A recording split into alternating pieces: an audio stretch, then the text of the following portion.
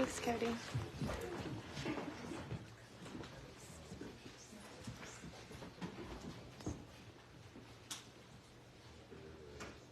Yeah, you're good.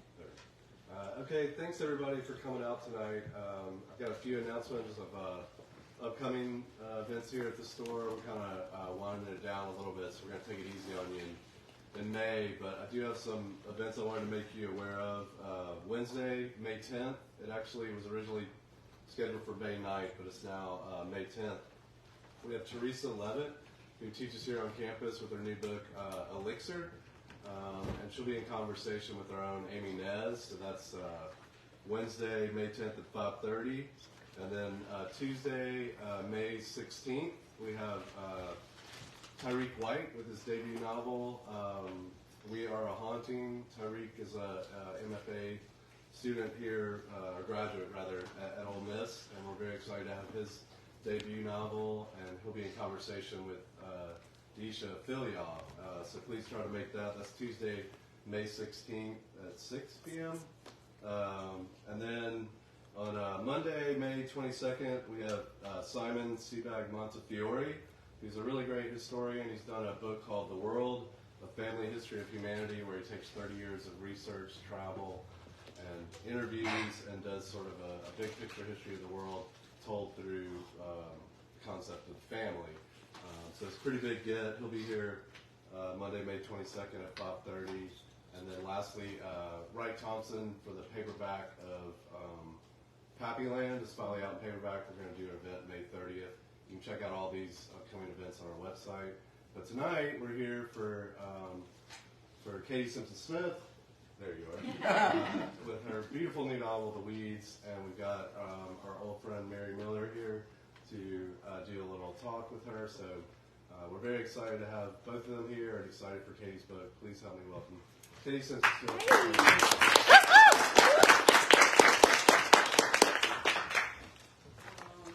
Okay, it's great to be here with you, Katy. Thank you for being here with me. Yeah, we tried to do this, I guess, was it March or April of 2020, and I was just like, okay. Not going to do it online. So yeah, good to finally be in conversation with you.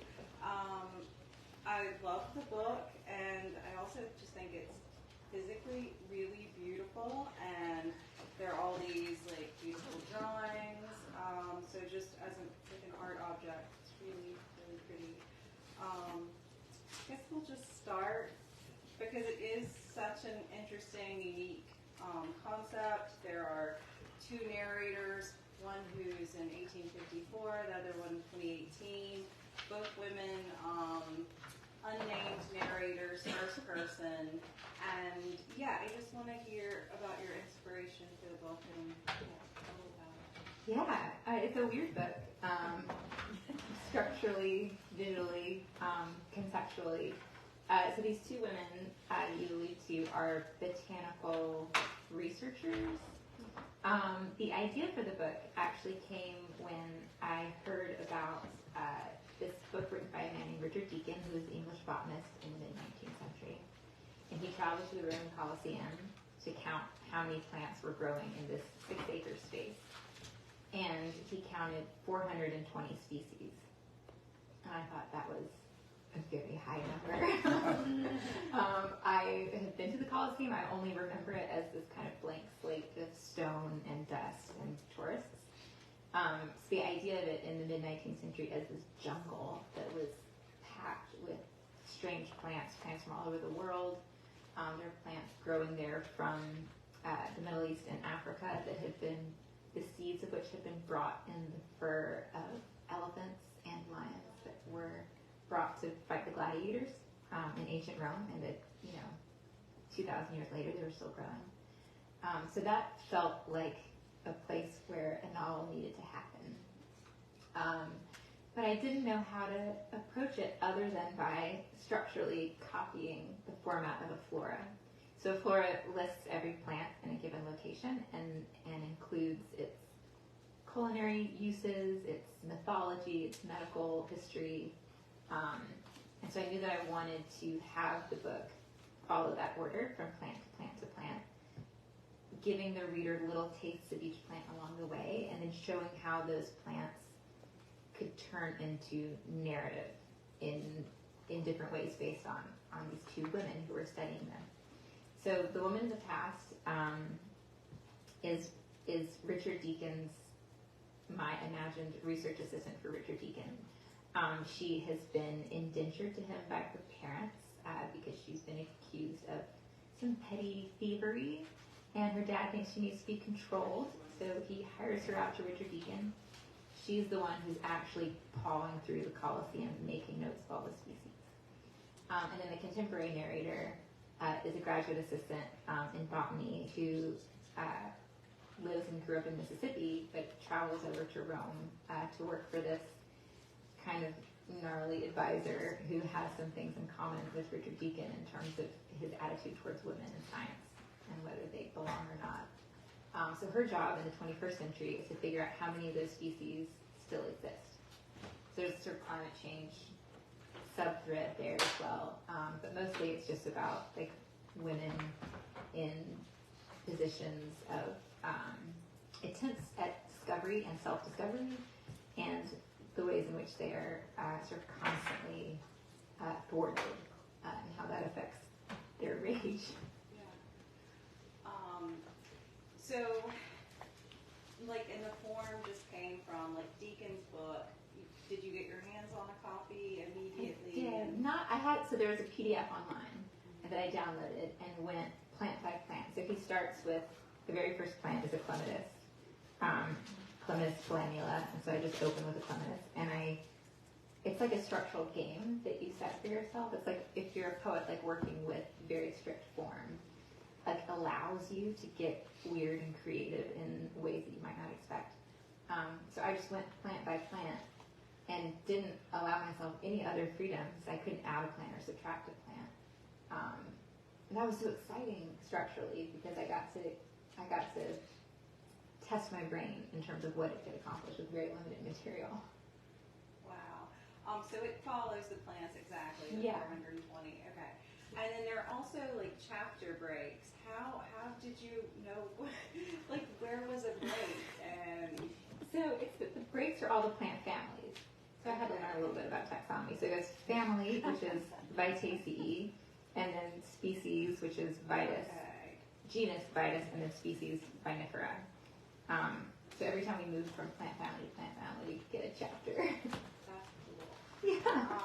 Yeah, well, the Latin names, my brain just sort of like skip that. Don't know, it's, yeah. Okay, really cool. And your mom, like, first introduced you to Deakin. She just mentioned. Yes, she was the one who found that original article, and she's here tonight. Famous Elise Smith. Yeah. Okay, very cool.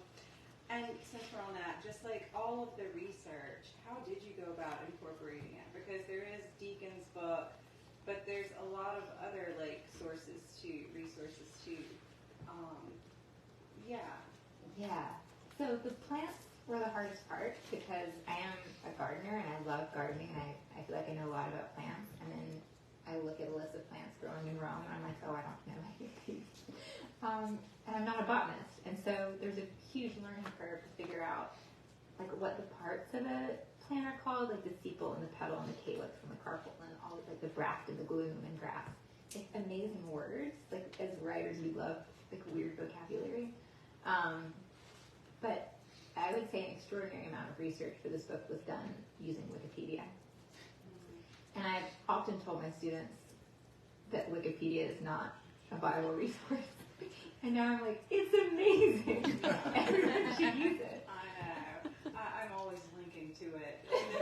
I feel like that's kind of done though, because I mean, it synthesizes so much material, right? Yeah. Sometimes there's controversies and there's the biography and there's all this stuff, and I'm like, it's just the easiest place to go. Yeah, and all the hyperlinks. You can travel through and then the knowledge. references at the bottom. So the woman in 2018, she's a native Mississippian. She's from Jackson, and we're both from Jackson. We didn't know each other growing up, but I think we met, was it 2014 2014 at the Eudora Welty Symposium when we first met, and we had our debut novels coming out at the same time. And then I was thinking somehow, like a few years later, we got roped into some sort of promotional Jackson video. I had to carry like a big bottle of vodka. What? Oh, I don't remember that part. They were like filming different scenes around Jackson to like show how cool Jackson is. Like Jackson's super cool. And why did they choose us? No idea.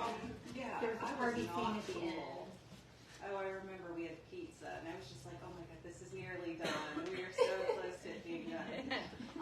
And I think that's when I met your mom, because we had to knock on your door as if it was just a random house or something. Yeah.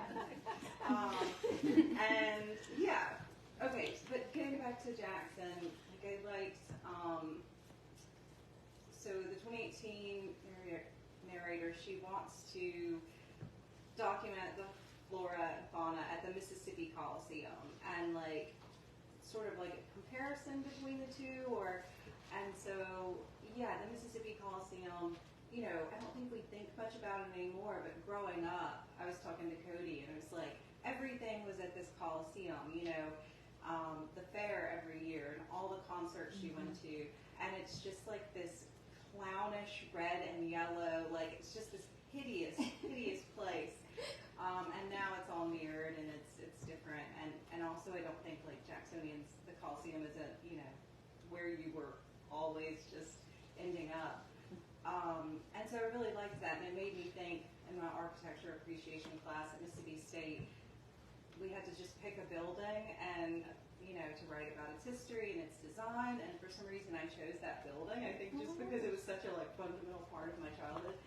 But yeah, I want to hear sort of like where that came in, and yeah, I'm curious to hear from you if like how much of this resonated with you as a Jackson woman. Yeah. I've never written about Jackson before, and so there was a nervousness there. Like I want to do it justice, and I want to like explain my experience without being autobiographical. But when I thought of the parallels between the Roman Colosseum and the Mississippi Colosseum, like they're both tied to these civilizations that had like periods of you know, civic engagement and architectural beauty, certainly in downtown Jackson, and then like colossal declines. And you know, Rome ends up bouncing back, and Jackson is not yet at that point. And like, what does it mean for a society to build this structure that is designed to bring people together? And whether it succeeds or it fails says a lot about the project of that city. I remember when I was writing this, I went to the Mississippi Colosseum with my dad to see what plants we could find growing. And there's just like a bunch of like crabgrass. I was like, yay. I was going to say, I don't think there's much out there. No, it's just like whatever's growing through like the broken asphalt. Yeah. But it felt like a very evocative space for me because I grew up, you know, like the rodeo was there and the circus was there, and it was like attractions were there in a city that often felt very kind of small and confined in many ways. And like the fate of that building seems very tied to me to the fate of this narrator who is like just yearning to break out and scream at the world and is constantly like running up against her own background in history. But another thing I think about when writing her is like how I never expressed these feelings when I was growing up in Jackson. Like I was like a good Southern girl who was very polite. And I'm wondering if you had any similar or different experiences. Like being a good Southern girl? Yeah. I was the second child, and my older brother was a really, really, really bad military school son, like dinner table talk. And so I just was sort of ignored. And so anything I did that just wasn't like awful was just like, good job. You know? Low bar. Yeah, the bar was so low. And there were 4 of us. And so, yeah, at some point I do feel like they just had to give up, or everybody, you know, is going to lose their minds. Yeah. But yeah, then there was like, my mom was like, aren't you going to be a debutante? I'm like, hell no. Like, no, I'm not going to do that. So I think I pushed back on a lot of that stuff and, kind of got away with it, I guess. So the namelessness of them and just, they're both first person, and I think it didn't take me long to sort of figure out, okay, now we're back here and now we're here, but they're both referencing Deakin, and yeah, why, and nobody has names, I think, except Deakin, like, the love interest of the current day, present day woman is just like the man with the pencil, which I love, he's just like, I mean, that's his description, it's wonderful. But yeah, how did you decide, Yeah, I knew I wanted two narrators who are living in different time periods, but whose experiences echo each other, and by the end of the book begin sort of melding in interesting ways. And I think it was just because it felt such an experimental novel to me.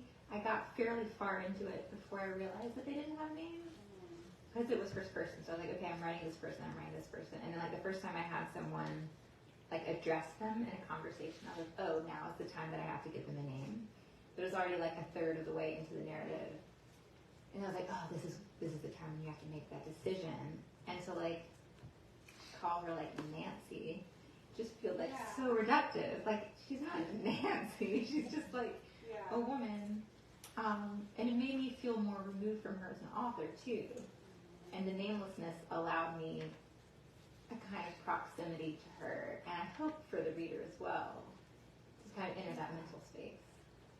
In my novels, I've pretty much given everyone names, but my short stories often, it's just the ex-boyfriend. He doesn't need a name, and a lot of my narrators don't have names, because if it is first person, somebody has to, address them, and often if you're with somebody really close, you don't call them by their name anyway. Right. But people are like, articulate, in some smart way why you've chosen to do this, and I'm just like, I just do it like by intuition. Like, does it feel right? And then you start going through names, and everything feels a little wrong. Mm-hmm. But I think it was. I love the choice, and just no names. See, No names. is it time to read a little bit, or let me see if I have. Mary said that I could read whenever things got awkward. Let me see. So you drafted this in 4 months, and I read an interview. It was like In a Rage, which I love. And I want to talk a little bit about just drafting a novel so quickly, because I feel like I can feel the momentum and the energy that's on the page. And both of my published novels were also drafted in like a season, and I think you stay in that world like so completely, and you also, I don't know, I give up if I take too long, I'm not going to write like a book over 10 years or something. No, I'll have put it down and we'll never go back to it, and we'll never like find that energy again. So Yeah, this is the first time I've ever written a book that quickly. And it now that I've done it, I'm like, oh, that feels really good. But usually my projects, like 2 years maybe, and it's like juggling a lot of structural stuff and figuring out in the revising process like how to make the pieces work together, because I've invented all the pieces. And with this, I didn't invent the foundation, and so I could allow myself, like, I knew the first plan to start with, and I knew the plan I was ending with, and I just raced through them, and when I got to the final plan, I didn't have a choice about whether that was the end of the book. Like, that was the end of the book. Like the decision of form was no longer there, and beginning and ending. Yeah, and it just totally frees you up to, like, even at the sentence level, to like just play with the sentences and not worry about, are these characters getting to the right place at the right pacing, and having the emotion behind it. Like, I haven't had that strong of an emotion when I was writing before. I wrote this in the fall of 2018, which was sort of like the height of the Me Too movement. It was the confirmation hearings for Brett Kavanaugh, and I was like, oh my God, I live in a world that I thought was progressive, and now no one is listening to women? What is happening? And so these women were just like, it was like me channeling all of my desire to have a voice into these women who also needed voices, and like how those voices could turn into concrete actions in the book. with devious results. Yeah, I feel the rage and that's the rage. Yeah, why don't you read for a little while? Yeah. How do you choose what to read? Do you read something different every I spot? usually read something different. So I've been trying to decide whether to read just one narrator. For the most part, I've just been reading one narrator so people don't get too confused with the back and forth. Y'all can decide. We can have a show of hands if you like one narrator or two. If you like one, please raise your hand. Two. This is very instructive. Okay, I'll read maybe a couple from each.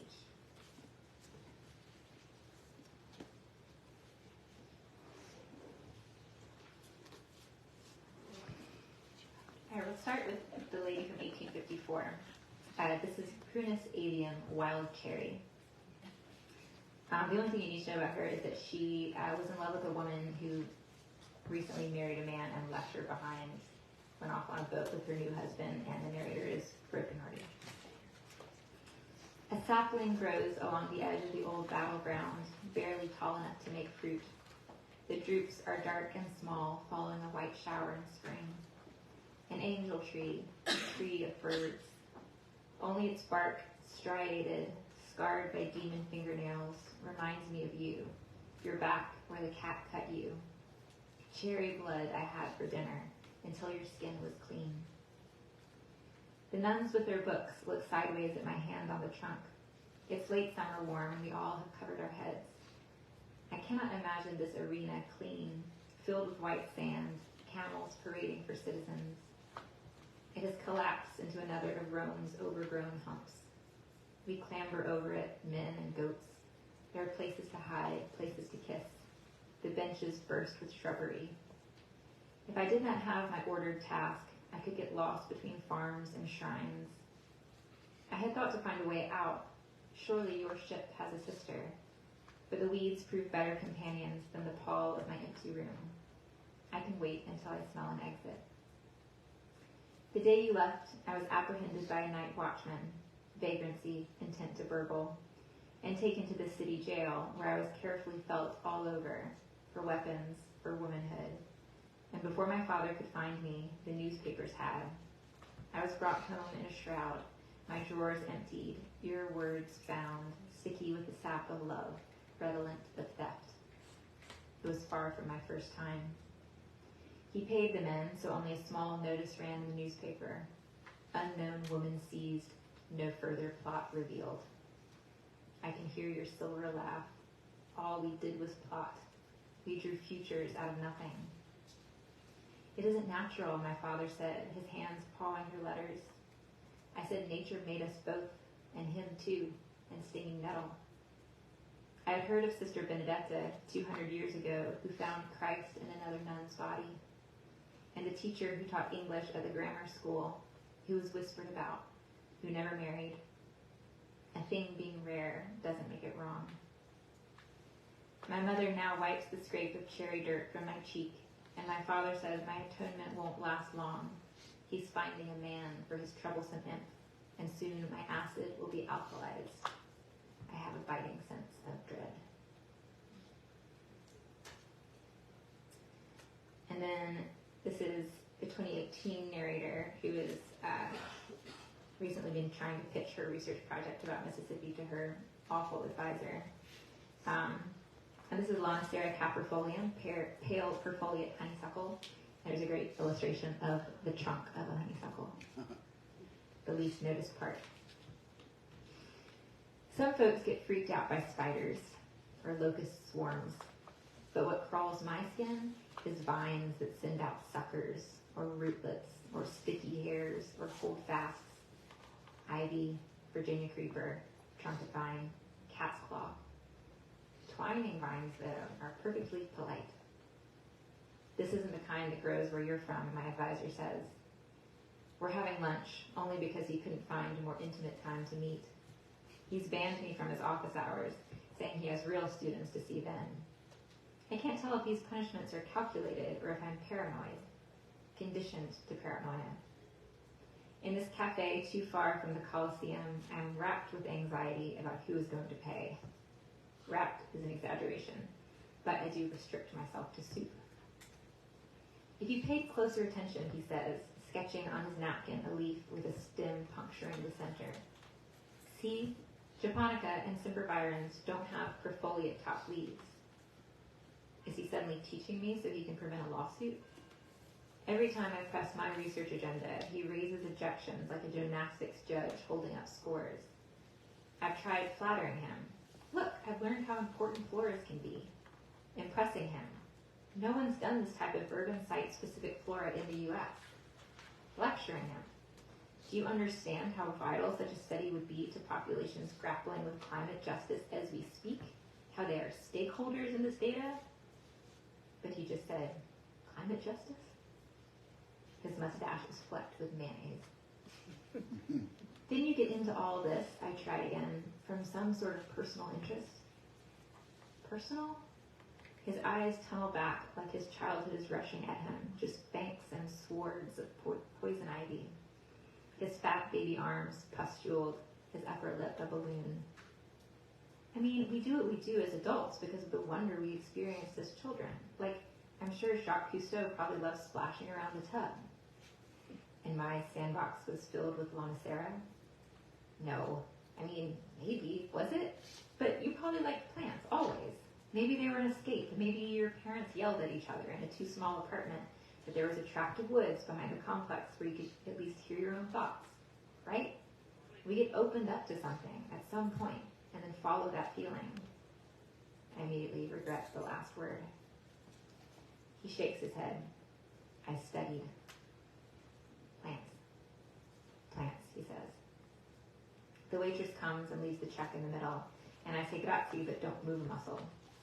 If he makes that expression at me one more time, that mouth twist, brow flick, paternal smirk, I'm going to stuff the bill in my mouth and swallow it. The Scrooge didn't offer dessert. It doesn't seem like some shocking thing to want to do science that is also meaningful, I say, hot all over. If you want a story, write a memoir, he says. You're either a botanist, in which case you study the species, the actual species, not the ones you feel are present, or you're someone who likes to keep journals. I do not like to keep journals, I want to scream. I want to scream, I do like to keep journals, and what of it? The vision of a honeysuckle vine wrapping itself around his throat appears. I can't shake it. I love that. It's not your honeysuckle. Yeah, there must be a lot of species in this. I picture one. Yeah. Y'all have questions? Yes. Would you tell us more about the illustrator and how that came about? Because I can't wait to buy the book so I can look through it and read it. Yes, so the illustrator is a woman named Kathy Shermer Graham who teaches botanical illustration at the North Carolina Botanical Garden in Chapel Hill. I knew when I was writing the book that I wanted it to be illustrated because all the great old floras have these amazing pictures of plants. But it was a very hard sell with my publisher. They said adult literary fiction is not illustrated. I said it should be. So I did the research myself and looked on various, there's an American Botanical Illustration website where I found some names and then followed various people on Instagram until I found someone who I thought, whose aesthetic exactly matched what I was going for, which is not a perfect picture of the plants, not some beautiful, like, dainty watercolor of pink flowers, but this kind of raw engagement with the difficult parts of the plant, with the vines and the suckers and the insect galls, plants in mid-decay. I thought, yes, this is what my characters are interested in. So I reached out to her and asked if she'd ever considered doing illustrations for a novel. I recently met her for the first time in person, and she confessed that she thought it was a spam email, and she thought maybe I just shouldn't respond at all. But I'm glad she did, and we ended up, I had a very short deadline to work with, so I think I made her do 12 plates in like a month and a half. And we went back and forth. I sent her the text from the species that I wanted illustrated, so she was reading along, like the image of the honeysuckle strangling, and thought, oh, okay, I can do this with the plant.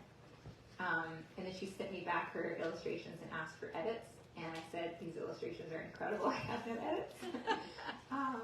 And then I sent them to the publisher, and we worked on like making sure that they could be printed in the right way and beautifully exhibited, and that it would be full page and all of that. And so I'm so happy with how it turned out. I think it just really makes the book.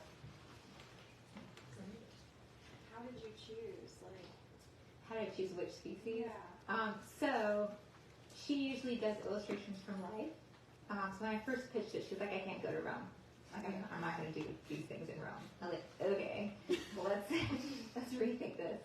And what I decided was to find species in the flora that have cousins that are native to the southeast. So there is a grapevine that grows in the Colosseum. There's also a native grape in the American South. And then we worked just on the cousins. And in the back, the list of plates is called actually Plates from the Flora Colosseum, Mississippiana. So it's like the project that she's pitching to her advisor. These are the illustrations from that future project. Yeah. And then beyond that, it was just a matter of like spacing them in the right way so that there would be like 10 in the first 30 pages and then like 2 down the road. So figuring out spacing and then finding those cousins between the volumes. Yeah. You do pretty immersive research for all of your novels. For this one, was there like one thing or a couple of things that just jumped out at you that you just delighted in while you were kind of in the weeds? Yeah. I mean, I learned so much about plants that like shocked me. And I tried to like convey my growing enthusiasm and obsession in these pages, but without wanting to like freak readers out who maybe don't care that much. But one of the things I love the most, there's a plant called the squirting cucumber that like plants have miraculous ways of pollinating themselves, right? So like getting on pollinators and spreading their seeds. The squirting cucumber, if you like just brush past it if it's growing in the wild, you trigger all these hairs on the inside that release this seed. And it's one of those plants where like the plants need to be fairly spread out in order to grow properly. So it has to get the seed a pretty far distance. And it can go like 30 feet just out of its own like squirting capacity. And there are incredible slow motion videos of this on YouTube that I highly recommend. They're a little bit erotic. You can see like seeds traveling. Yeah, very visceral description. Yeah, that's stuck with me. Yeah. That's one of my favorite research. Yes. So this is making me think about Latin names and common names, and there's controversy on both sides among botanists and scientists and gardeners and stuff about the camp that says you got to learn the Latin names, and the camp that says, oh, but the common names are so evocative and elusive and marvelous and folk coming out of the folk, and yet common names are complicated because there are a lot of plants that might be called a certain common name. So I really like the way that you've got the Latin name, and you sometimes use that Latin in your narrative, but also you keep bringing in common names. Some of those common names apparently are from Deakin's, and others are ones that you just have learned were connected with the plant, right? So I'd love to hear you talk a little bit more about that, but also as a gardener yourself, do you tend to think of your plants by the Latin names or by the common names? Good question. The Latin names and the common names, for the purposes of this book, were like 2 sources of narrative.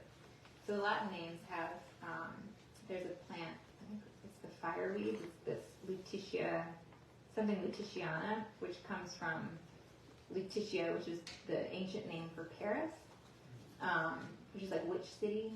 So like a witchy plant. And so like tracking the etymology of that led me to narrative places. So then like as soon as I find out that it's related to Paris, then I'm like, oh, can I have a character like have a flashback in Paris or something? So that was a source of a lot of information. And then the common names, on the other hand, they're so specific about what categories of humans are disliked in a community. So like there's often like women's bane and witch's bane and devil's foot and you like crones, something with a crone. And like you get this sense of whoever's naming these plants does not like women, is very religious, sees the natural world as a kind of spiritual force that's working against them. And that teaches you about how humans have interacted with these plants over the past 2,000 years. And other plants that are more sweet and not as invasive are called like, Sweet William and Bachelor's Buttons and like adorable names. And so those offer a lot of opportunities for sort of linguistic play in the narratives as well. As a gardener, I mostly use Latin names, and I think I got that from you. And I've been trying to do more with common names, especially with the weeds in my garden, because they can be very delightful. Like one of my least favorite weeds is called cleavers. And it just like cleaves to your body. It's like the super sticky stuff that has little green balls. And when I see it and I say cleavers in my head, I just feels good to be like, in a way that the Latin name is not quite the same. Any other questions? Can you speak a little more to that rage that you also had something recently published in Lit Hub about the embodiment of that rage through your characters? Do you feel like that was a cathartic exercise, or do you kind of feel like you gave somebody else that rage to carry? That's a really good question. Yeah, so I talk about like growing up without access to that feeling. I think everyone feels anger, and it's just like, are we allowed to express it? Are we encouraged to express it? Are we rewarded for expressing it? And for the most part, I would say some women are not. And there was definitely a catharsis in putting sentences into these characters' mouths that I've never been able to say. I've had difficult advisors. I've never fought back, and these women are like, screw you. And they like, take action in interesting ways. So there was a kind of like vicarious pleasure in letting them run rampant with some emotions that I think I have repressed. I think it has made me think a lot harder about like my own emotional weather. And like, what are the things that I'm doing because they're healthy, and what are the things that I'm doing because other people are rewarding me for them? You get a lot of rewards as a Southern woman when you are sweet and polite. And so it feels good to like continue in that narrative. I think this book made me sort of stop and think like, what am I missing out on by suppressing some of that stuff?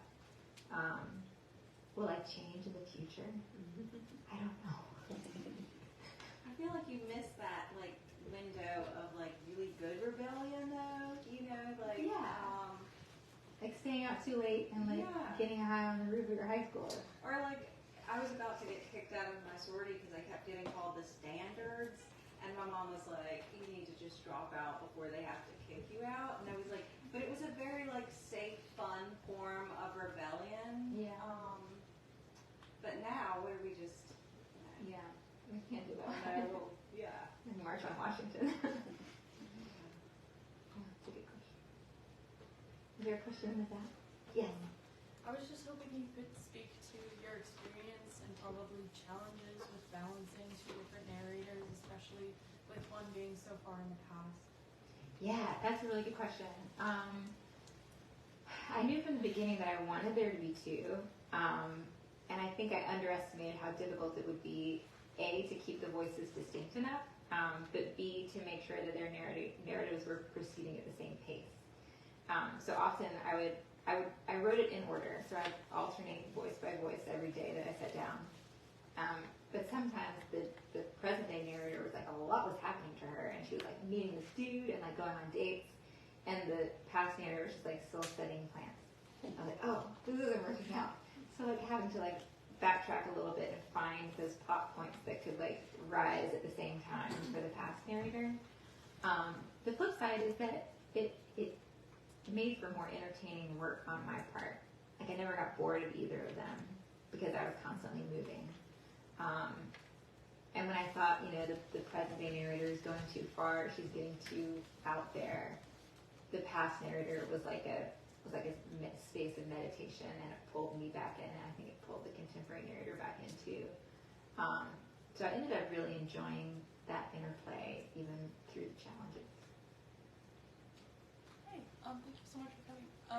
I guess I'm just curious about your choice to use the plants as like the sort of guiding like skeleton of the novel, and like the sort of the taxonomy. And I was wondering about your relationship to it, and what maybe that was like standing in for in regards to like political themes and of the novel, and like what you were just talking about. Oh yeah, the taxonomy. I guess I could have created narratives that were based on the plants without using that form. I think the taxonomy was very interesting to me because historically that kind of scientific narrative is written by and structured by men. It's men who, traditionally, certainly in the 18th and 19th centuries, went out and named things. It's a form of colonization. And the women were the ones who had to learn the names or relearn the names because they might have been calling, weeds common names for centuries, and suddenly a man comes along and says, no, it's Vitis vinifera, and they're like, what? So it provides a kind of tension, right, between what the women are experiencing and what the structure of the society is that they're experiencing it within. So I think I liked that kind of imposition. It felt like there was a barrier in the novel between the women and what they wanted to achieve, and it was like the entire form of science.